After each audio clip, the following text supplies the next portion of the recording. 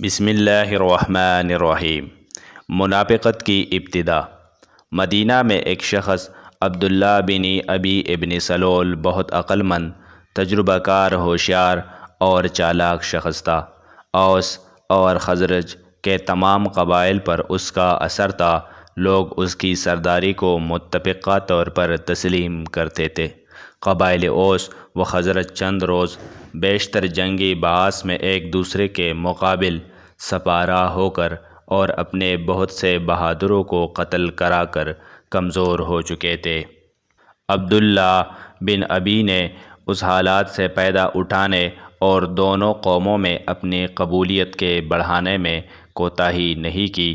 مدینہ والے ارادہ کر رہے تھے کہ عبداللہ بن ابی کو تمام مدینہ کا افسر اعلیٰ یا بادشاہ بنا لے اور ایک عظیم الشان جلسہ ترتیب دے کر اس میں باقاعدہ طور پر عبداللہ بن ابی کی سرداری کا اعلان کر دے۔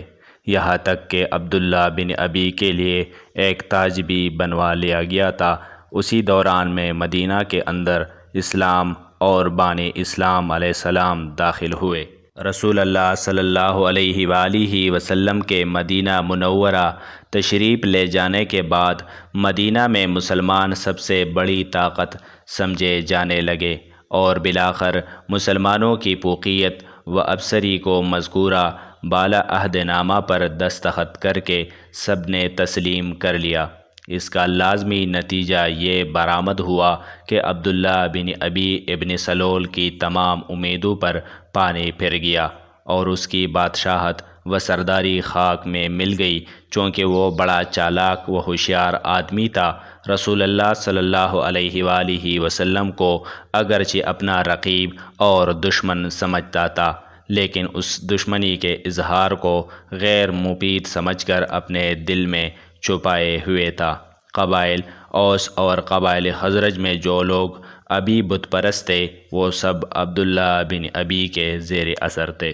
قریش مکہ کو جب معلوم ہوا کہ رسول اللہ صلی اللہ علیہ وآلہ وسلم اور ان کے رفقا مدینہ میں پہنچ کر اطمینان کی زندگی بسر کرنے لگے اور مذہب اسلام کا دائرہ روز بروز وسیع ہو رہا ہے، تو انہوں نے سب سے پہلی شرارت اور شیطانی سازش یہ کی کہ عبداللہ بن ابی اور مشرکین مدینہ کے پاس ایک تہدید آمیز پیغام بھیجا کہ تم نے ہمارے آدمی کو ہماری مرضی کے خلاف اپنے ہاتھ ٹھہرا لیا ہے، مناسب یہ ہے کہ تم اس سے لڑو اور اپنے شہر سے نکال دو۔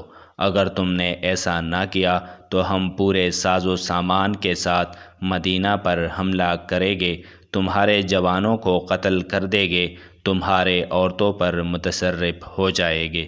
اس پیغام کے پہنچنے پر عبداللہ بن ابی نے تمام مشرکوں کو جمع کیا اور مکہ والوں کے اس پیغام سے خبر کر کے سب کو لڑائی پر آمادہ کر دیا۔ اتفاقاً رسول اللہ صلی اللہ علیہ وآلہ وسلم کو اس مجلس اور اس سازش کا حال معلوم ہوا۔ آپ صلی اللہ علیہ وآلہ وسلم فوراً اس مجمع میں تشریف لے گئے اور لوگوں کو مخاطب کر کے کہا، قریش مکہ نے تم کو دھوکہ دینا چاہا ہے۔ اگر تم ان کی دھمکی اور دھوکے میں آ گئے تو بہت نقصان اٹھاؤ گے۔ تمہارے لیے بہتر یہ ہے کہ تم ان کو صاف جواب دے دو اور اپنے عہد و اقرار پر جو ہمارے ساتھ ہو چکا ہے قائم رہو۔ اگر قریش نے مدینہ پر حملہ کیا تو ہم کو ان کا مقابلہ کرنا اور ان سے لڑنا بہت آسان ہوگا، کیونکہ ہم سب متفقہ طور پر ان کے سامنے آئیں گے۔ لیکن اگر تم مسلمانوں سے لڑے تو اپنی ہی ہاتھوں سے اپنے بیٹوں، بھائیوں اور رشتہ داروں کو قتل کرو گے اور برباد ہو جاؤ گے۔ رسول اللہ صلی اللہ علیہ وآلہ وسلم کی یہ بات سن کر تمام مجمع نے تائید کی اور اسی وقت تمام مجمع منتشر ہو گیا۔